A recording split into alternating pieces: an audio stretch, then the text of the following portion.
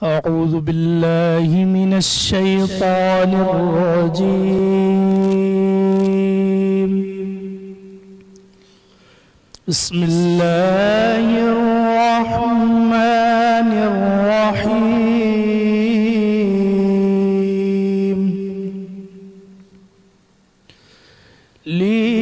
लीलाफि कुरैश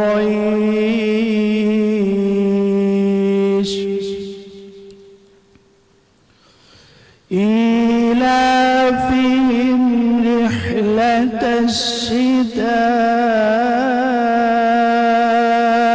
वस्सैफ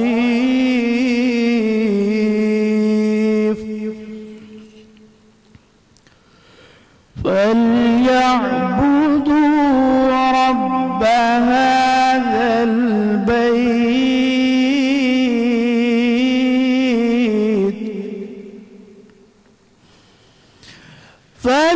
فليعبدوا رب هذا البيت الذي أطعمهم من جوع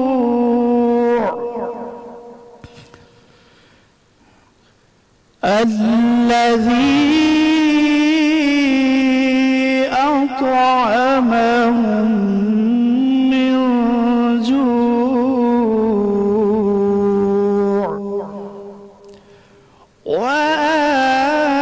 وآمنهم من خوف آمنت بالله صدق الله العظيम। सुभान अल्लाह। आऊज़ु बिल्लाहि मिनश शैतानिर रजीम। बिस्मिल्लाहिर रहमानिर रहीम। बारान रहमत। आज न्यूज़ की सहरी ट्रांसमिशन में मैं हूं आपका मेज़बान सैयद शहरियार आसिम। आज हम 8वीं सहरी की निशिस्त में मौजूद हैं और इस निशिस्त का आगाज इस शेर से करूंगा कि कल फुर्सत ना मिली तो क्या करोगे, कल फुर्सत ना मिली तो क्या करोगे, इतनी मोहलत ना मिली तो क्या करोगे। रोज कहते हो कि कल से पढ़ूंगा नमाज, कल आंख ना खुली तो क्या करोगे। नमाज मोमिन की महराज। रोज़े महशर के दिन आपसे पहला सवाल नमाज का ही होगा। और अगर एक नमाजी को इस बात का इल्म हो जाए कि जब वो नमाज पढ़ रहा होता है तो कितनी रहमतें उसको घेरे हुए होती हैं, तो वो अपना सर कभी सजदे से ना उठाए। और ए मोमिनो, नमाज इस तरह अदा करो जैसे तुमसे ज्यादा गुनाहगार कोई है ही नहीं। बेशक मेरे रब से ज्यादा कोई गफूर रहीम नहीं। आज हम बात करेंगे नमाज की फजीलत के हवाले से। हमारे साथ मौजूद हैं मुफ्ती मोहसिन उज़्ज़मा साहब। अस्सलाम वालेकुम। खुशामदीद कहते हैं आपको। जहां बात आए सेहत की, फिटनेस ट्रेनिंग की, वहां पाकिस्तान का एक बहुत बड़ा नाम है सुहेल अनवर, CEO है chain of gate smart gym के। उसके अलावा फिटनेस कंसल्टेंट है और जो इंटरनेशनली मुकाबले होते हैं बॉडी बिल्डिंग के, उसके जज हैं। अस्सलाम वालेकुम। खुशामदीद कहते हैं। शुक्रिया बहुत बहुत। हमारे साथ मौजूद हैं डॉक्टर मुबश्शिर आलम, आपको भी खुशामदीद कहते हैं। शुक्रिया। अपनी निशिस्त को आगे बढ़ाते हैं। हमारे साथ नातखानी के फ़राइज़ अंजाम देने के लिए मौजूद हैं फैज़ान कादरी। आपसे दरख्वास्त करूंगा कि नात शरीफ पेश करें। जब मेरी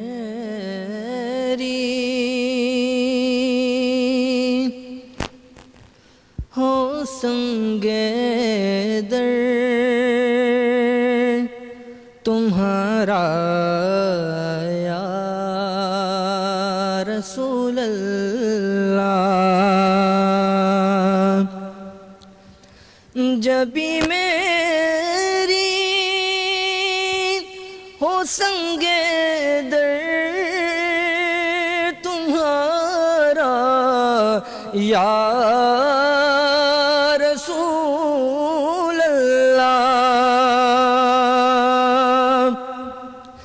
जब मेरी वो संगे दर तुम्हारा या रसूल अल्लाह, यही है कि जीने का सहारा या रसूल अल्लाह। दिखा दो अपना चेहरा प्यारा प्यारा या रसूल अल्लाह। दिखा दो अपना चेहरा प्यारा प्यारा या रसूल अल्लाह। खुदारा जीते जी कर लूं नज़ारा या रसूल अल्लाह। खुदारा जीते जी कर लूं नज़ारा या रसूल अल्लाह। और बरोज़े हश्र मेरे इस कहे की लाज रख लेना। बरोज़े हश्र मेरे इस यकी की लाज रख लेना। तुम्हारा हूँ तुम्हारा हूँ तुम्हारा या रसूल अल्लाह। ए मेरे आका तुम्हारा हूँ तुम्हारा हूँ तुम्हारा या रसूल अल्लाह। जबी मेरी हो संगे दर तुम्हारा या रसूल अल्लाह।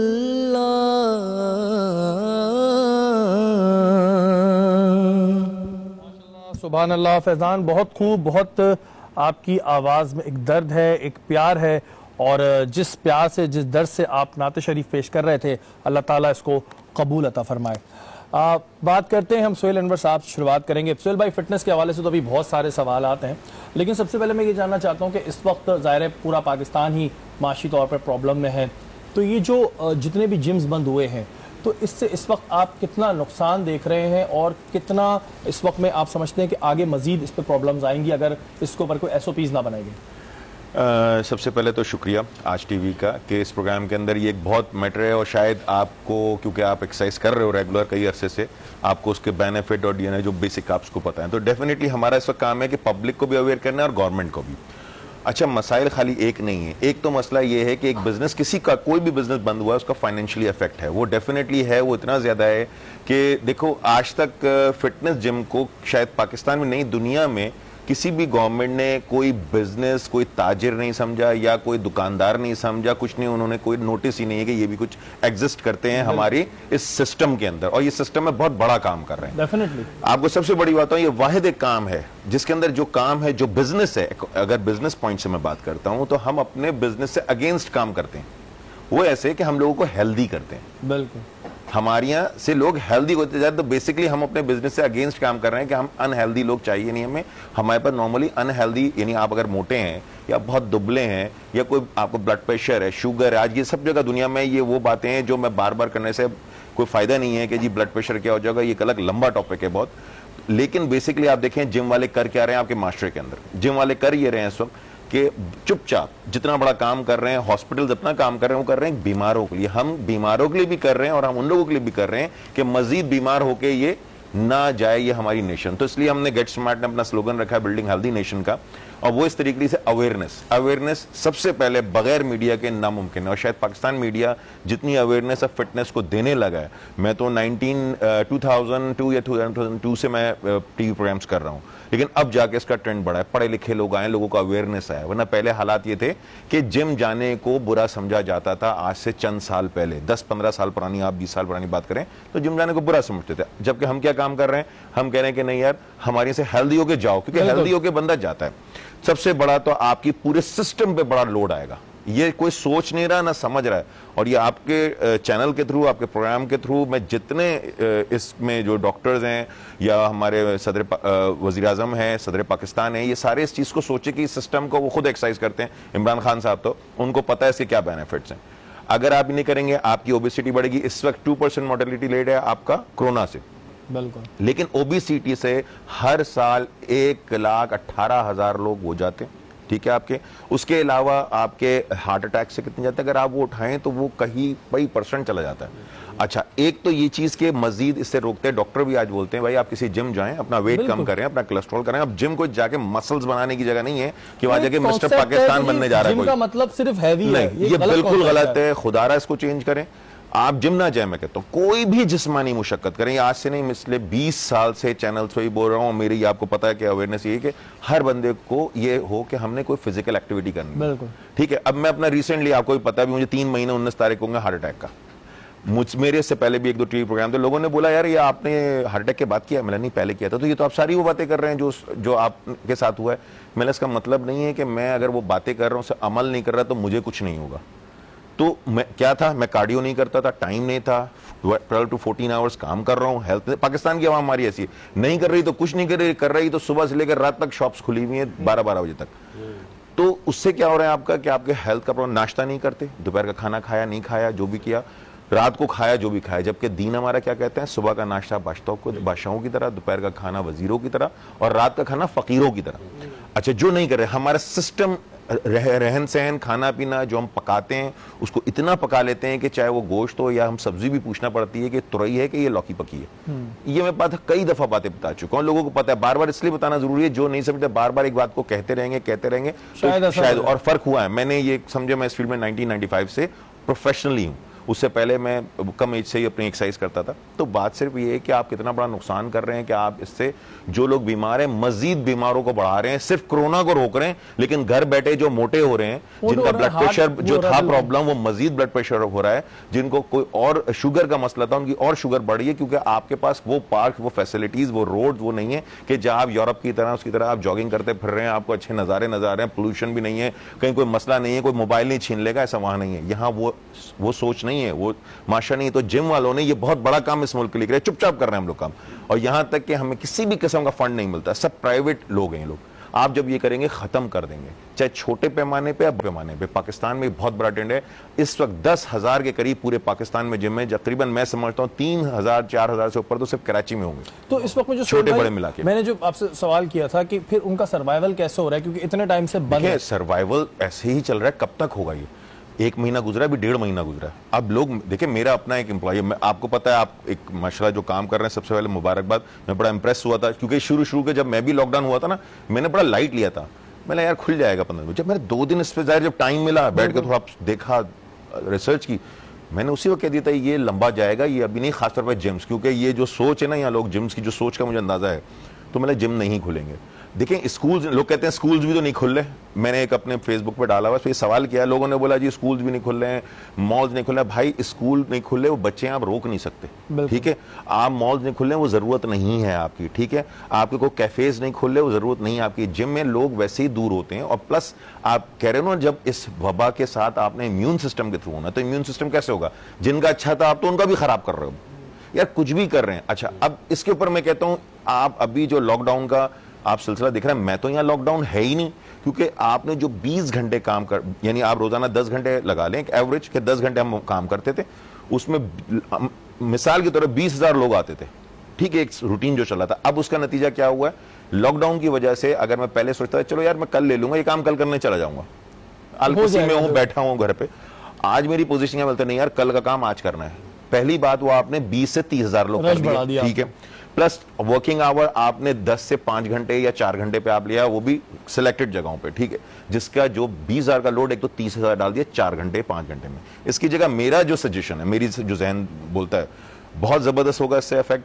आप 24 आवर्स ये रिक्वेस्ट करें, 24 आवर्स सारे बिजनेस खोल दो, ऑटोमेटिक लोग स्प्रेड हो जाएंगे। आज जो काम मुझे करने जाना था, चल यार कल कर लूंगा, रात को जाके कर लूंगा, खुला है 24 घंटे, मुझे क्या जरूरत है मैं इस वक्त देखूं यार 5 बजे बंद हो जाएगा, मैं अभी भागूं कल का काम। तो इससे बड़ा फर्क आएगा। इससे आप सोशल डिस्टेंसिंग कोई नहीं हो रही, सिर्फ झूठ बोला जा रहा है। अच्छा, अब ये हम बोले आवाम को, गवर्नमेंट को क्या फायदा है, दुनिया में क्या हो रहा है, ये अलग डिबेट है।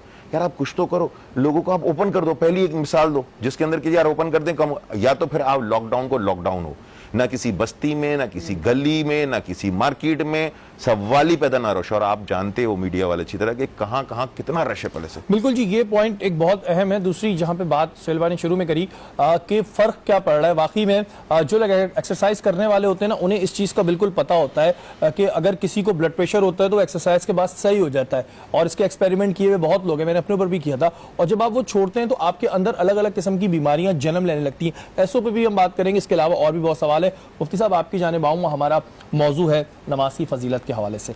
मुझे ये बताएं कि नमाज के मतलब और मायने क्या है। बिस्मिल्लाहिर्रहमानिर्रहीम। क़ाल अल्लाहु तआला फ़िल क़ुरानिल मजीद इन्नस्सलाता तन्हा अनिल फ़हशाइ वल मुनकर आमनतु बिल्लाहि सदक़ल्लाहुल अज़ीम। सबसे पहले जो आपने सवाल किया कि नमाज के माने या मफ़हूम क्या बनते हैं, तो नमाज के माने बनते हैं, लफ्ज़ी जो तर्जुमा बनेगा, अल्लाह से राज़ो नियाज़ की बात करना। यानी जब बंदा इबादत के लिए खड़ा होता है तो वो अल्लाह से कलाम कर रहा होता है, तो इसको हम उर्फ़ आम में कहते हैं नमाज ही। तो इसलिए कहते हैं अल्लाह से राज़ो नियाज़ की बात करना, इसे नमाज के माने कहते हैं। और लफ्ज़ सलात का आ जाए तो आप कहें कि बहुत सारे दुआ का मतलब भी होता है लफ्ज़ सलात के, इबादत का मतलब भी होता है लफ्ज़ सलात के। अब आइए मैं नमाज के ऊपर कुछ आपकी नज़र करना चाहता हूँ कि कुरान हकीम ने नमाज के बारे में क्या फ़ज़ाइल बयान फरमाए।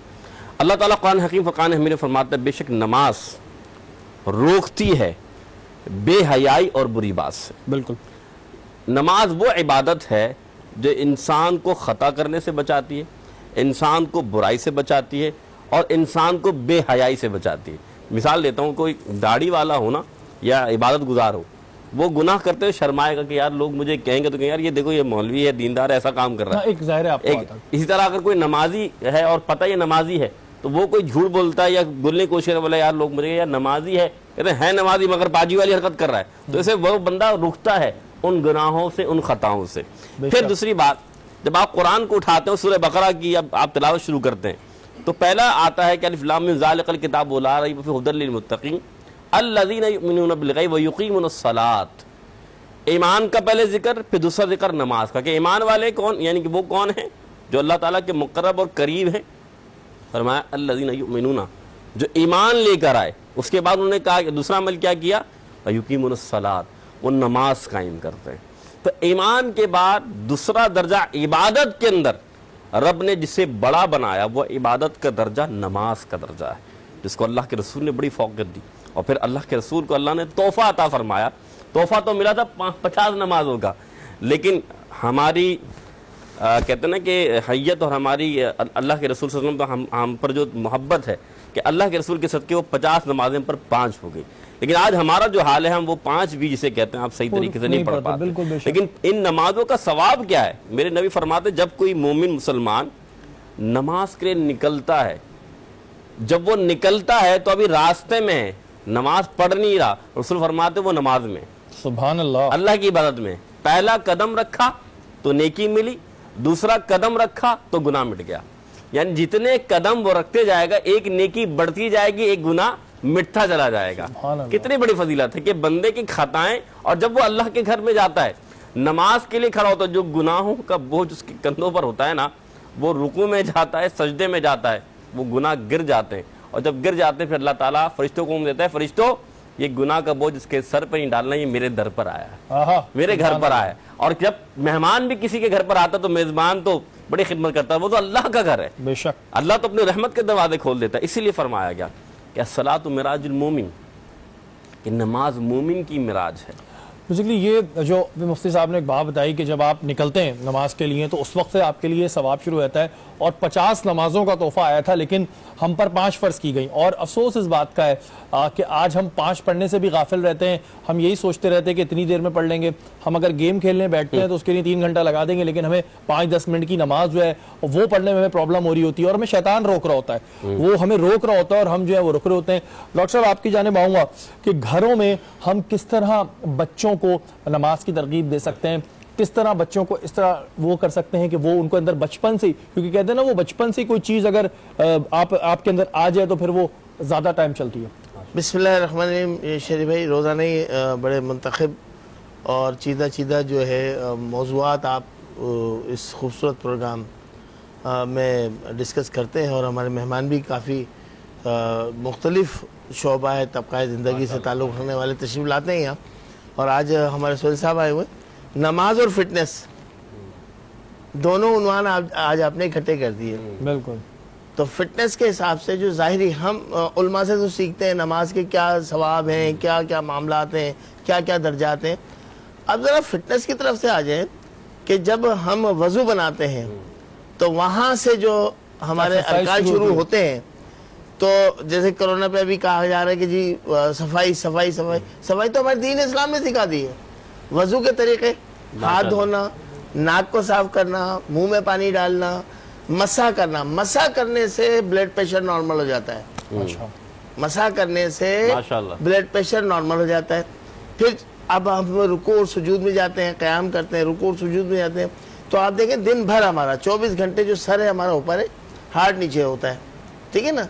सर्कुलेशन ऑफ ब्लड, जब हम सजदे में जाते हैं और तवील सजदों का भी हुक्म है, तो सर्कुलेशन ऑफ ब्लड हमारे दिमाग की वो बारीक बारीक शरियानियों तक पहुंच जाता है, जिससे दिमाग को इम्प्रूवमेंट मिलती है, ताजगी मिलती है। तो हमारी जो नमाज है, प्रे जो है हमारी 5 वक्त की, वो टोटल एक्सरसाइज है, टोटल एक्सरसाइज है। कमर में तकलीफ हो रही है तो आप बैठ के पढ़ लें, पाँवों में तकलीफ है तो आप बैठ के पढ़ लें।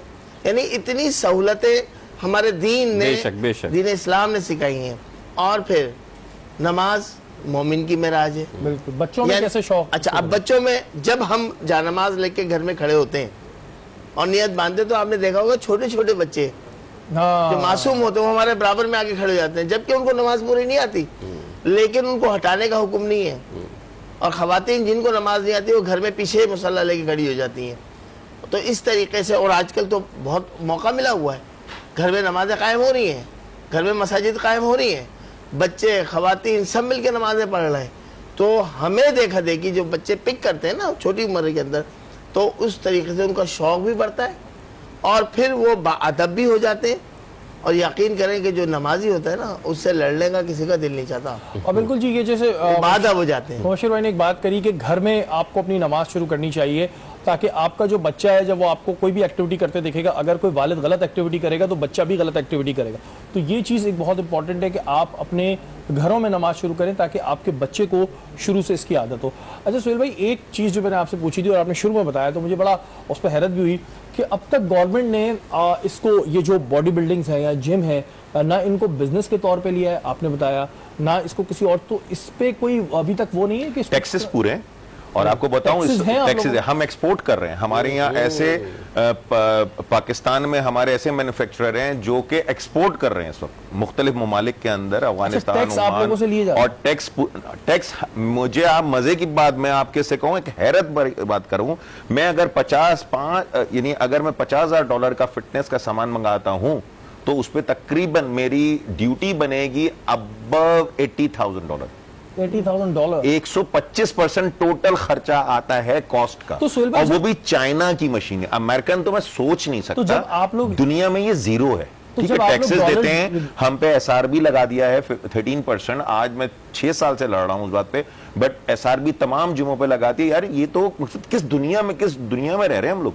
जिमों को हमेशा पूरी दुनिया के अंदर गवर्नमेंट फंडिंग करती है, गवर्नमेंट, ताकि लोग हेल्दी। मैंने कहा ना, उनका लोड आपकी मेडिकल फैसिलिटीज में नहीं पड़ेगा अगर आप अच्छी। अब वो सारा काम एक प्राइवेट सेक्टर कर रहा है। आपने बोला अच्छा जी ये कमा रहे हैं, इन पे taxes, board tax, professional tax, Sindh revenue board, Punjab revenue board, यानी सेल टैक्स, इनकम टैक्स, सारे टैक्सेस हैं और सब टैक्सेस लिए जा सकते हैं और ये छुप नहीं सकता। अच्छा, अब जिमों में आपको पता है बहुत से लोग ऐसे आते हैं जो मोहल्लेदार होते हैं, कोई पॉलिटिकल होता है, कोई फोर्सेस से, कोई खिलाड़ी है, किसी भी खेल का हम उन्हें कॉम्प्लीमेंट्री देते हैं, हम नहीं चार्ज करते। अच्छा, मसला क्या है? इन जिमों ने बिजनेस किसने दिया? जो सबसे बड़ा आदमी है, जिन्होंने फिटनेस प्रोग्राम किए। हम इंटरनेशनली पाकिस्तान में हर साल 10 से 12 प्रोग्राम होते हैं हमारे, जो बड़े गली मोहल्ले में तो होते रहते हैं। अब इन्होंने क्या किया कि उससे क्या हुआ, ये इसमें लोगों को अवेयरनेस पैदा की हम लोगों ने, ठीक है, फिर मीडिया ने साथ दिया और अब लोगों ने करोड़ों रुपए की इन्वेस्टमेंट करके बड़े बड़े जिम खोल लिए हैं, जिन्होंने ना तो कोई आज तक प्लेयर तैयार किया ना कुछ किया। वो उससे बड़ी बड़ी 4-5 हजार नहीं, वो कम 30-35 हजार फीसें ले रहे हैं। आप यार उन पे टैक्सेस लगाए ना, जिन्होंने कुछ नहीं किया, वो सिर्फ हलवा खाने आ गए। अब ये इन लोगों को आज कमा रहा है, ये एक वाहिद खेल है जहां से रोजी रोटी चल रही है और एक एक जिम से कम से कम वहां का रिसेप्शनिस्ट है, सफाई वाला है, वहां का ट्रेनर है, 12 लोगों के थोड़े बहुत घर में थोड़ा बहुत चलता रहता है। इस चीज को बिल्कुल अभी हम पॉइंट आउट करेंगे और भी, क्योंकि मैं खुद भी एक्सरसाइज करता रहता हूं तो मेरे जहन में बहुत सारे और भी सवाल आ रहे हैं और मुझे बड़ी हैरत हो रही है कि गवर्नमेंट ने इसके ऊपर अभी तक कोई ऐसा इसको समझा ही नहीं है, लेकिन टैक्सेस पूरे ले रही है। इस पर हम बात करेंगे। वक्त तो एक ब्रेक का, ब्रेक के बाद हाजिर होगा।